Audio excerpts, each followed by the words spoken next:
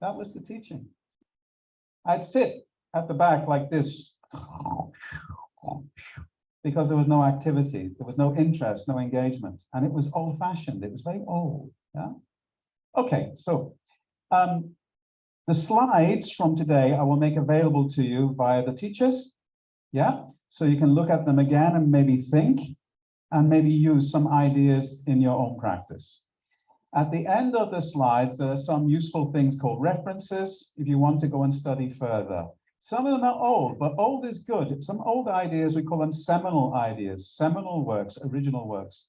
So they're worth keeping hold of. Okay, so one of the things I've written about is called extending interaction with text and other media. Now, if you think about media, what I mean by media is there are many things that we can use in classrooms. Text, like the Three Little Pigs story. Voice, could be listening to a song, it could be listening to a story, a podcast.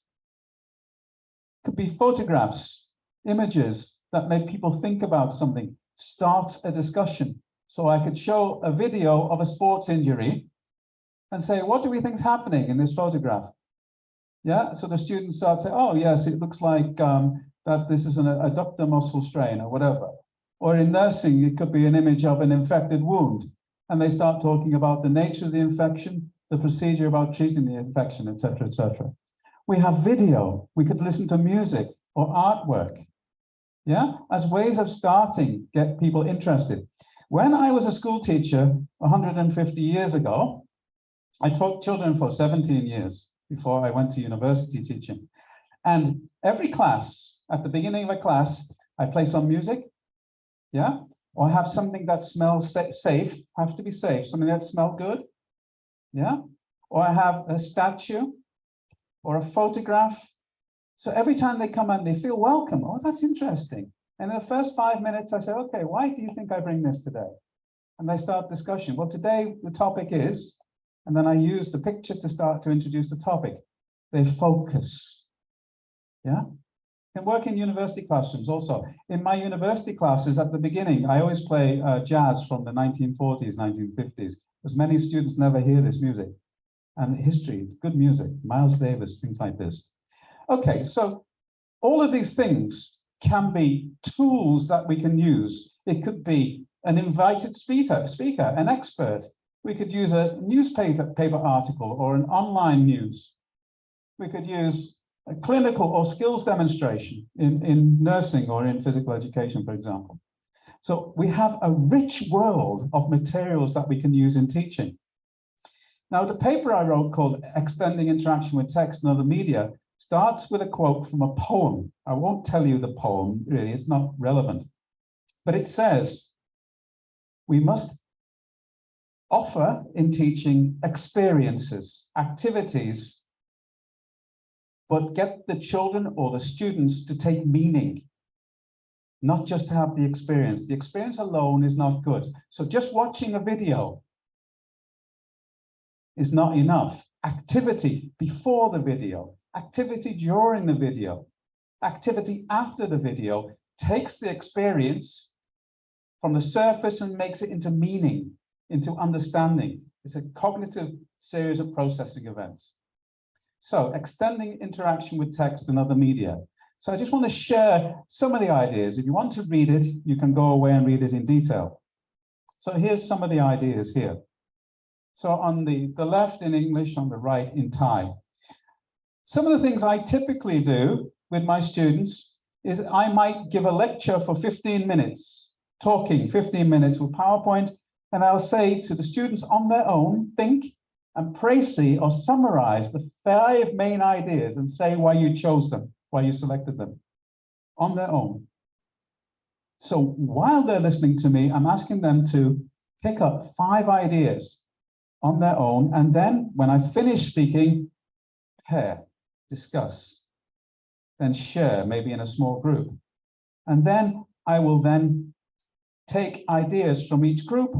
What we've gone is we've taken my 15 minutes talking, it's gone to the learners, they have processed and thought and discussed, and then they feed it back. They change it by talking it back And then I can check understanding. It's assessment, diagnostic assessment. Summarize the 6 most important facts. It could be reading a journal article. It could be reading a procedure in nursing, for example. What are the 6 most important facts? And say why you selected them. This is a good one in training for management. Imagine if we're doing something about leadership. Raise 3 questions, 3 observations, and any concerns about what I've just been telling you about leadership or management. So that's something for colleagues online.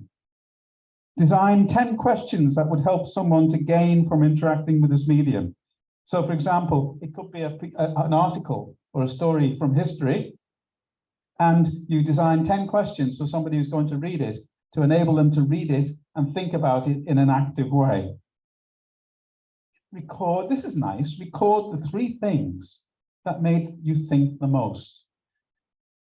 Now, the challenge to you as trainee school teachers, the challenge to all of us as university teachers is to take some of these ideas and say, how can I use them in my type of class with 5-year-olds, with 10-year-olds, with 16-year-olds, with 18-year-olds, with 21-year-olds, with older people, doctoral students, in training for teachers, etc. How can we take some of these ideas as triggers to enable us to think about designing for activity, for active learning? That's the basis. That's the fundamental part of what I'm about today. So these are just some ideas that I use almost every day. Some more. Read, watch, listen to this, and highlight and record the 3 most important sentences, points, ideas, and facts. This encourages active reading, active reading. Or it could be active listening, where they've got to listen to a podcast or listen to an expert speaker. Watch, listen, and raise 3 questions that would be useful for someone to ask to help their understanding and provide the answers. So that people write 3 questions and provide the answers. But what they're doing is having the experience of listening or watching something and taking the experience and processing it cognitively and changing it. Just like 3 Little Pigs, story, change to police report, change to cartoon. This is the transformation idea. Listen to a story or watch a video and retell this through the eyes of one of the characters. So in nursing, this could be a video of a clinical intervention or a clinical interview, perhaps taking a diagnostic history. And then we're looking at the skills of the clinician. So you ask the nursing students to tell the experience through the eyes of the patient, for example. In the video about bullying, I might ask you to write down some ideas about how the little girl was thinking, how the big sister was thinking. At the end, how the bad girl changed. How did their thinking change? So this is retelling through the eyes of different people, highlighting the 5 most important sentences. Can you see what I'm trying to do is give you ideas to deepen engagement with reading, deepen engagement with listening, deepen engagement with watching video, etc. Another thing I often do with university students is we take a short paper, short academic paper, yeah? And there'll be abstract, introduction, and there'll be sections, and then there'll be a conclusion. Now, I'll cut up the paper into the sections and I'll give it to the groups. And I ask each group to summarize and then tell the rest of the group. Then what we do is we discuss the paper. What have they done? They've actively engaged, they've summarized, and they have to listen to the summaries of the others.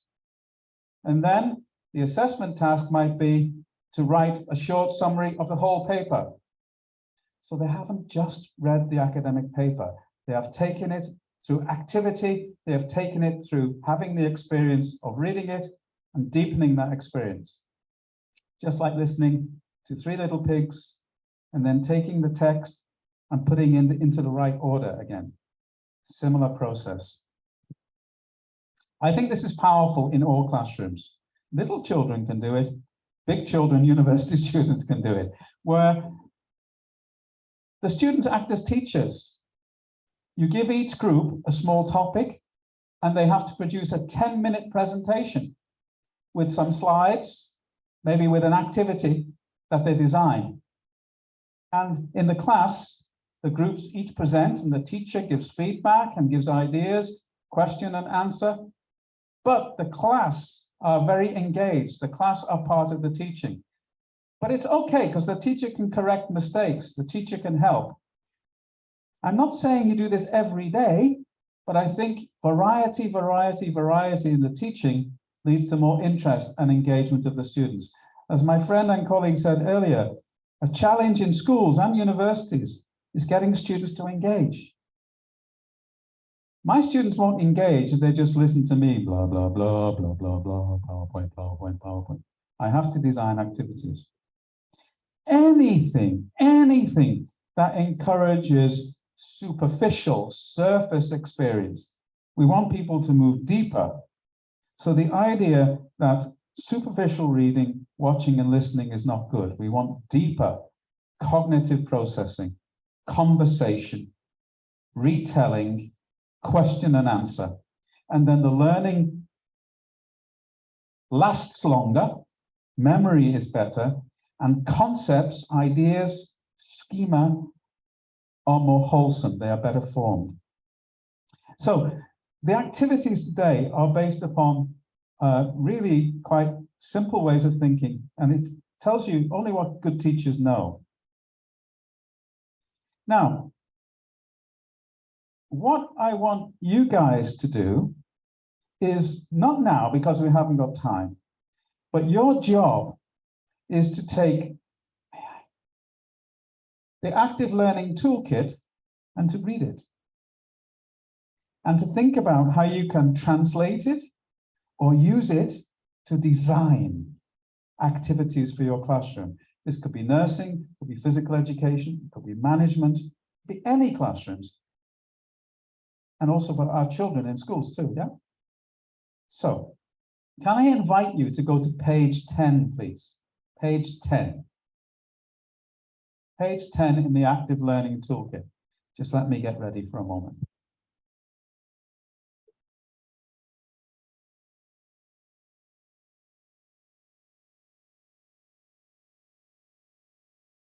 Okay. I'll scroll through quickly. Now, my good friends at Sitting Kirimwirot did the translation for me, so thank you very much. They did this some time ago. So the toolkit explains the same things I've said today. And when we go through to page 10, just wait, please.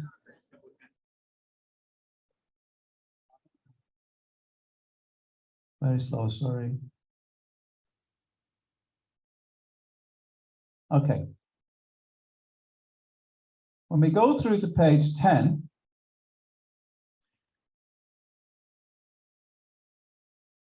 you all found page 10? So it looks like this. On the left are ideas. So for example, the first idea is a 1-minute presentation, a 1-minute paper. For university students, this is a really good way of getting them to think about a topic you've taught after the topic, where each student produces a 1-minute paper, then they share it in the group. They share ideas. They revisit the ideas, and if they tell you about those ideas from the group, the teacher can then make corrections and help. So your job in the future is to take these ideas like the 1-minute paper and say, how can I do this in my own classroom? So 1-minute presentation, then there's a description. What type of learning does this activity encourage? What skills does it encourage? Why would I do this type of activity? So it's a pedagogic design. It's not just a game. And your job is to think about how could you use 1-minute presentation in your class. That's difficult for little children. It's easier as children are older, and it's certainly very possible for university students. I often ask in the last 15 minutes of a university lecture for the students to write a 1-minute paper. Then they give them to me at the end. Then I look at them and sample the ideas, and I make corrections at the beginning of the next lecture. But 1 minute paper is a really good way of testing understanding. But also it makes the students revisit the ideas and recall. And when they tell them back to each other and tell them back to the teacher, corrections can happen, reteaching. So on the left-hand side, there's 1 minute presentation, draw and describe, sequence text. The third one is just like the little pigs, but this could be a biochemical sequence. I did this in a big university about tropical medicine and about the life cycle of the mosquito. The mosquito, you know mosquito? Ah, like my blood. Ah. The mosquito has life cycle. It's very important to know life cycle so that you can interrupt the life cycle with chemical or with things like management of water. Yeah, so I do 3 little pigs with mosquito life cycle. Or in sport, physical activity, the sequence of glycolysis, the way in which glucose is metabolized, or the Krebs tricarboxylic acid cycle, or it could be the steps in the triple response of immune manifestation, etc. But all of these things are translatable. Your job is to think about how these ideas could each be then used in your own classroom. I'm not going to go through them all, but just to say that there are many things here that you can try, but you have to think about why you would do it. So in the end column here to the right, the third column, it encourages you to think about why would you do this? What skills? Why do you want to do this? It's not just a game, although games can be okay if they're for fun only. So after each of, after the session today, and here's the Thai version, I want you to think about each of these things and think, how could I use this in my classroom? You can use some, you can use all. And in the university classrooms, there has to be quite a lot of didactic because there's lots of information. Yeah, lots of speaking, lots of lecture. But the idea of variety, there are things here that can happen in university classrooms, even happen in big lectures. It might be noisy, but it's okay. So at the center of this active learning toolkit are lots of ideas. And I would say if you read the toolkit, then it may help you to expand what we would say is your teaching menu, your teaching repertoire. So the job today really for you is to, having engaged and having done some activities, think about each of the things that we've done today. 1 second. Think about each of the things that we've done today and to ask yourself some questions. If you design an activity, big question, what skills could the activity promote learners to develop? Is it remembering facts? Yeah, important in science, important in language. Is it about collaboration, team working? Is it about problem solving, giving the groups of students a problem to solve? And in universities, the problems could be very complex and the answers may not be simple. There may be multiple answers. And then they have to be discussed about the evidence for the best answers. The other question that I want you to ask yourself is, how could you use the ideas from the toolkit in your classroom? How can you use the ideas from the slides that you'll get? How could you use them in your classroom? Now, if we had time, now I would say we each have 15 minutes and we design something, design an activity for your classroom on your own, or in a pair, or in a small group. And then tell the rest of the class about what you've designed and maybe let them try your activity. And that way you can share the creativity across the class. This is very important and useful in education classes, where the student groups start to design active learning strategies, maybe for some history or some Thai culture or science or some language learning, whatever. But they design an activity and say why they designed it, and then they get their friends to try the activity and feedback. How did it feel? Did it work? How can we do it better? Understand? In other words, when you read the toolkit, what other ideas will you have? Because you will have many ideas. You are very creative. And if you have ideas, I would suggest that you share them with the group. One of the things I've asked education students to do in my university, as the model is that the students in education are in class in the university, yeah, and they'll have these ideas, but also try the activities. So a lot more time. Then they take this to the school and they give a present gift to the school and say, can I share these ideas with you? Then they use my slides and they work with their friends, their teachers, and they share ideas. And the teachers say, oh, that's a good idea. Here's my idea. And what happens? The student gets more ideas and smarter, but also the teachers go, this student, excellent, huh? This student, excellent. I tell the university, this student, excellent, because they're bringing ideas. So you can take this, you can take a copy. I'm sure this can be emailed to everybody. Take a copy into your schools, copy for the demonstration schools. They may even have had one in the demonstration schools, because I think some of the demonstration schools have been to my sessions in the past. You're all still okay? Not too much longer, because I see tired faces. I understand tiredness. Last night I sleep 1 hour because my brain in UK, my body in Bangkok. Okay, a little bit more. So what? So what? There's a model. This is important in nursing because it comes from the nursing literature from Driscoll. And it's a model about reflection. You hear the word reflection?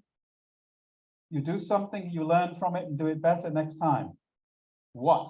What have I done? So what? How was it? How did I feel about it? What did I think? What do I remember? What do I reflect upon? What? So what? Now what? How might I do things differently in the future? What? So what? Now what?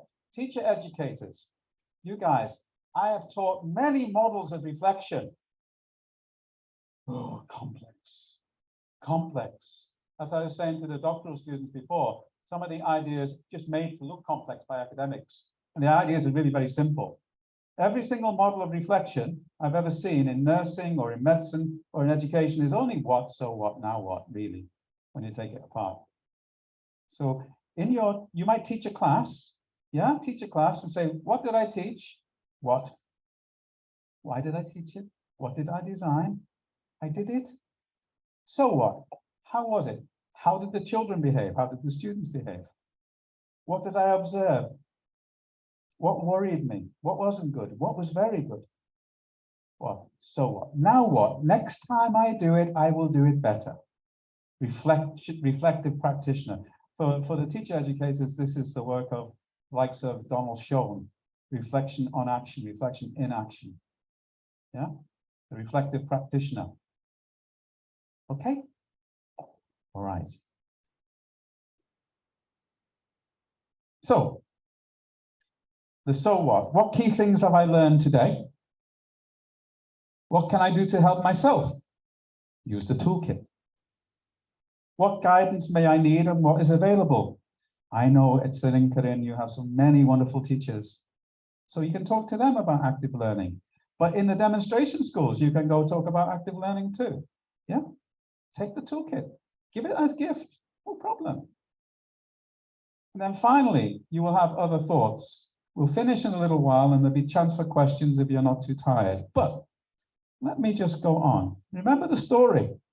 Can anybody remember the name of my dog? The little white dog? Pip. Ruff, ruff. Where was he from? Tibet. Good. I told you the story. I taught my dog to whistle, said Mark, but it doesn't whistle, said Enoch. Well, maybe if I'd really taught it to whistle with activities and practice, rehearsal, letting the dog see other whistling dogs, and the dog talking to other dogs that can whistle in pairs, in small groups of dogs, only joking. But the idea, the teaching has to be designed, has to be thought through for the type of learning that you want to happen. So the art of the classroom teacher in university, in schools is about designing for learning. There are three fundamental questions for teaching anywhere. What do I want my students to learn? With what I know about teaching, how will I teach for that learning? How will I design my teaching? And the third one is, how will I know it's learned? And that's about assessment. It can be testing, it could be listening to them, telling you what they've learned. What, so what, now what? So patterns. I taught my dog to whistle, said Mark, but it doesn't whistle, said Anop. Let me just try it. I hope this works. Yeah.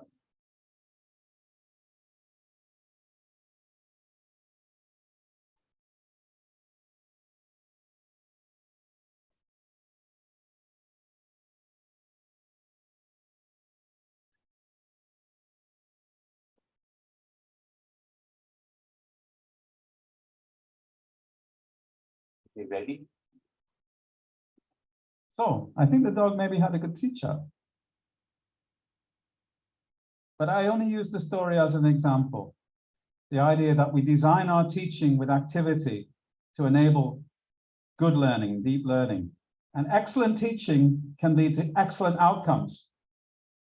But just talking is not enough. Talking is important, but needs more, needs activity.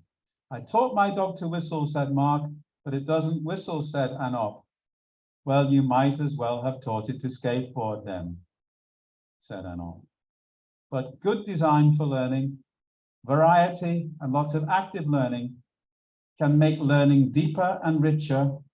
Memory is better, understanding is better, and it's a better designed educational experience.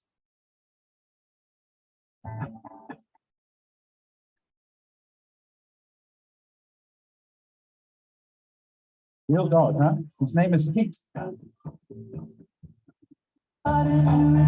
that is good.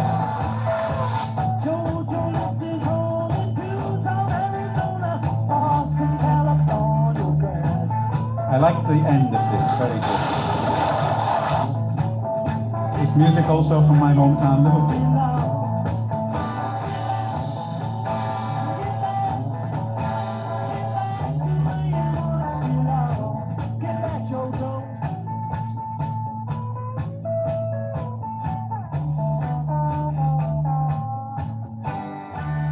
High five.